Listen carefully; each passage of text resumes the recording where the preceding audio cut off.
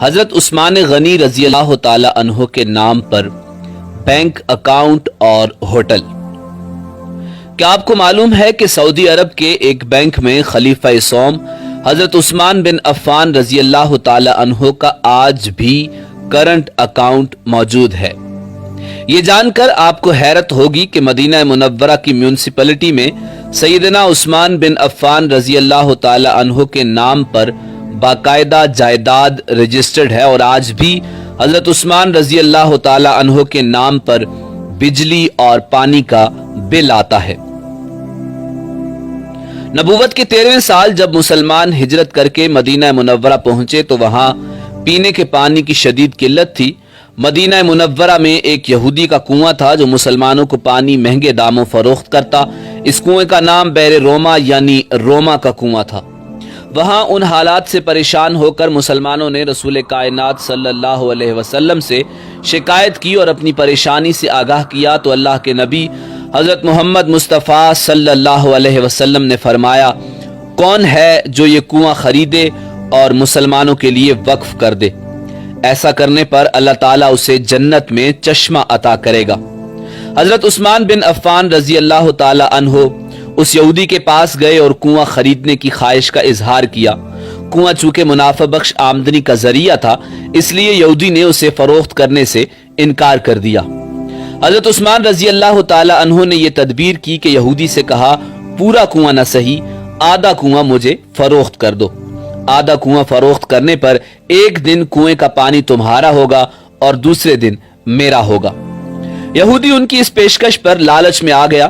اس نے سوچا کہ حضرت عثمان رضی اللہ تعالی عنہ اپنے دن میں پانی مہنگے داموں فروخت کریں گے، اس طرح اسے زیادہ منافع کمانے کا موقع مل جائے گا۔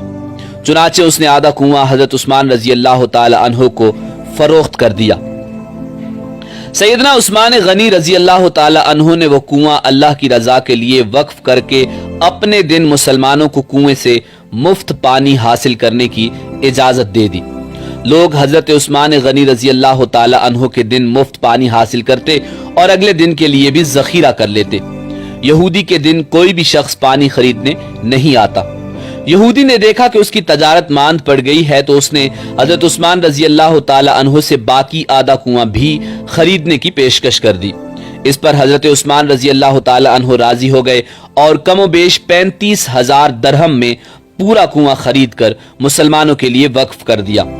اس دوران ایک مالدار آدمی نے حضرت عثمان رضی اللہ تعالی عنہ کو کنواں 2 گنا قیمت پر خریدنے کی پیشکش کی۔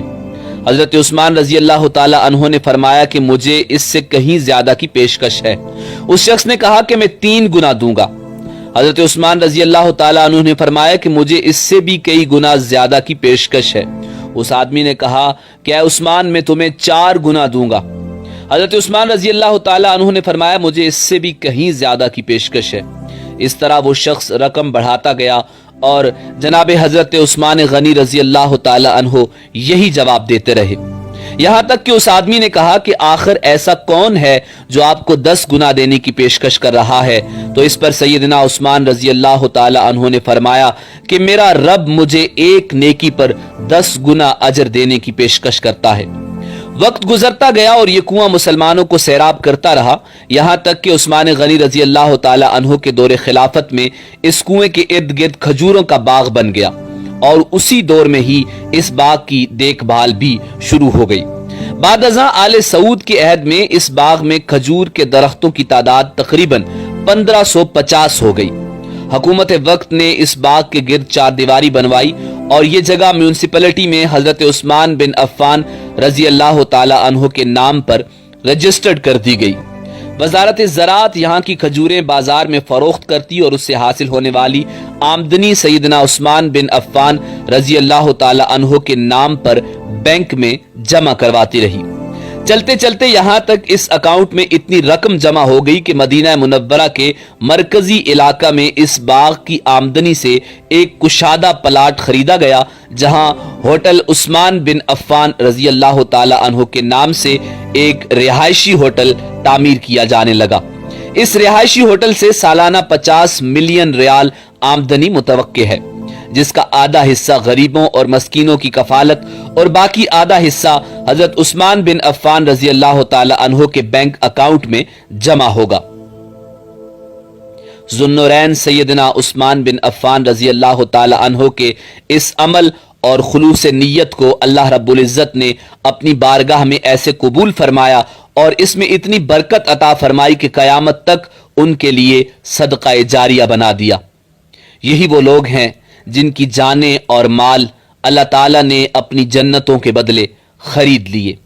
یہی وہ لوگ ہیں جنہوں نے اللہ کے ساتھ تجارت کی، جنہوں نے اللہ رب العزت کو قرض دیا، اچھا قرض، اور پھر اللہ تعالیٰ نے انہیں کئی گنا بڑھا کر لوٹایا۔